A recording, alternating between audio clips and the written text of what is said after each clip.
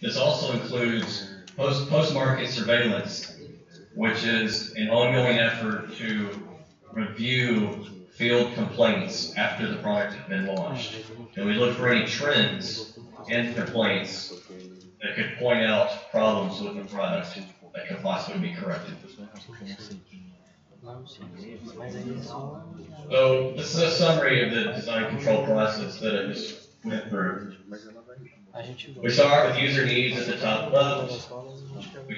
We translate the user needs into something more measurable, more specific, more in engineering terms. Those are design inputs.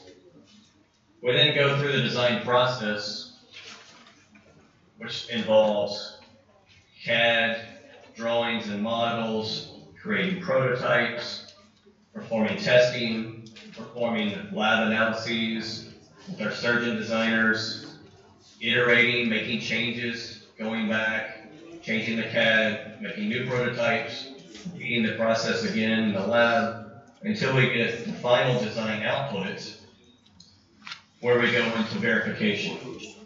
And again, verification involves mechanical testing and the other design verification activity. And these verify that the outputs meet the design inputs. Once design verification is complete, we have a medical device that can be validated, and we validate to ensure that the device we designed meets the user needs. This is usually done in a cadaver lab with surgeons, and it can also be done with sawbones, or when a cadaver is not necessary, it can be done in a benchtop situation. Then each stage of the process involves a review and a return, a cycle where we go back and iterate until we get the final design that's been completely verified and validated.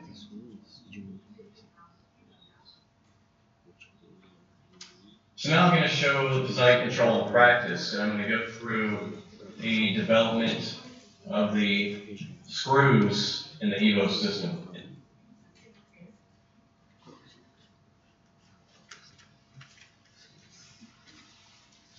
So there are 3 different screws in the product specification for the EVO system.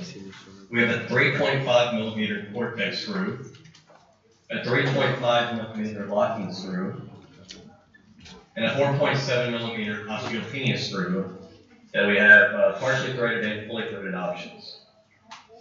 So if you notice, the osteopenia screw has a larger outer diameter, but it has the same minor diameter, or the same core diameter as the 3.5 millimeter screws.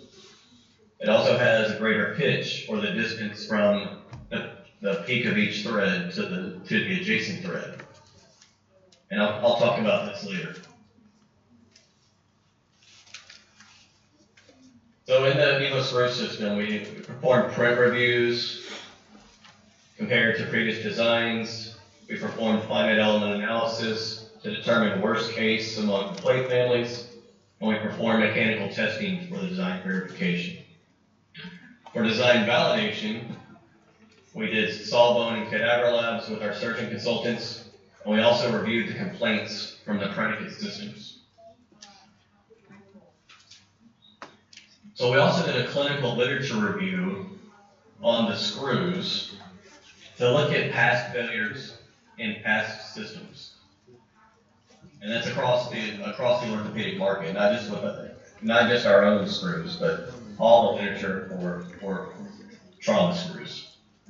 And what we found is that screw stripping in bone is more common than torsional failure of the screw. So the bone is many times weaker than the stainless steel screw, which means the bone fails first in torsion, resulting in stripping of the bone around the screw when the screw is implanted. Current clinical techniques rely on the surgeon's perception to judge when adequate tightening has been achieved. Oftentimes, the surgeon doesn't know if they have over-tightened the screw and stripped the bone. And in contrast to non-locking screws, locking plates and screws do not compress plate to bone, but they're subject to higher bending loads than non-locking constructs because the fixed connection between the locking screw and the locking plate is very strong. There's no movement. So all of the load is transferred throughout the plate and the screw.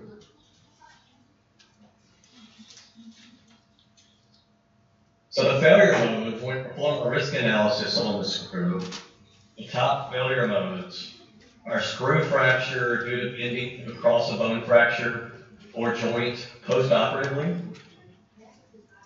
screw threads stripping in the bone intraoperatively, which I just mentioned on the previous slide, or torsional screw failure, which is the screw fracturing due to twisting intraoperatively. And then there are a couple of design issues that we can do to prevent these failures. So if we use a higher strength material, it reduces the risk of screw fracture, either in bending or in torsion.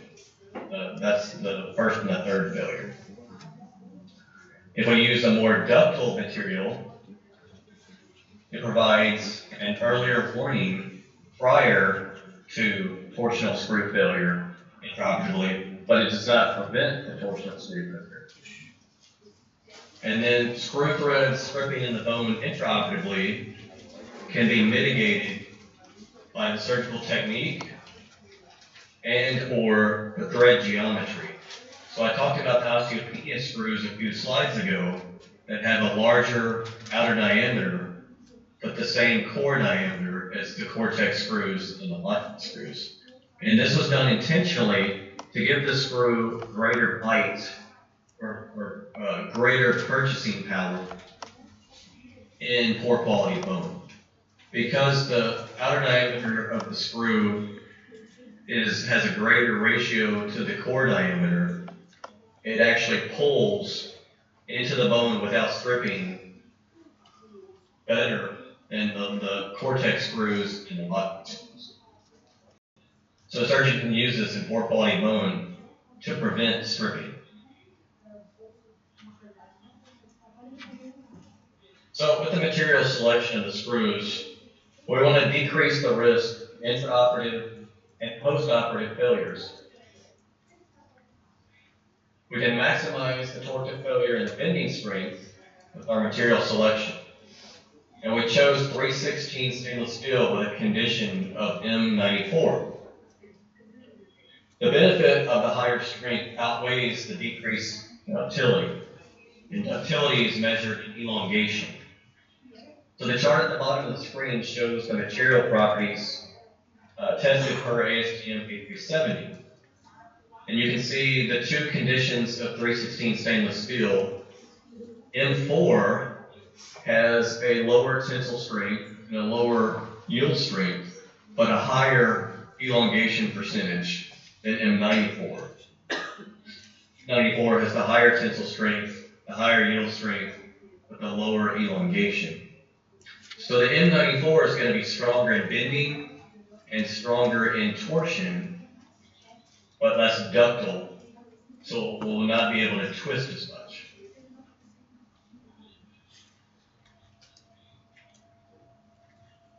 So breaking angle in a screw is a warning signal to the surgeon that the screw is nearing the maximum torque limit prior to its fracture. It's measured in degrees between the torsional yield and the maximum torsional strength. Its breaking angle is a measure of the ability of the screw to deform before fracture. But due to the clinical risks that I talked about earlier, the past failures from past devices, the design team determined that it was a greater benefit to the patient to have a higher bending and torsional strength, but the trade-off is decreased breaking angle. So the material that was used for the EVO screws, the M94,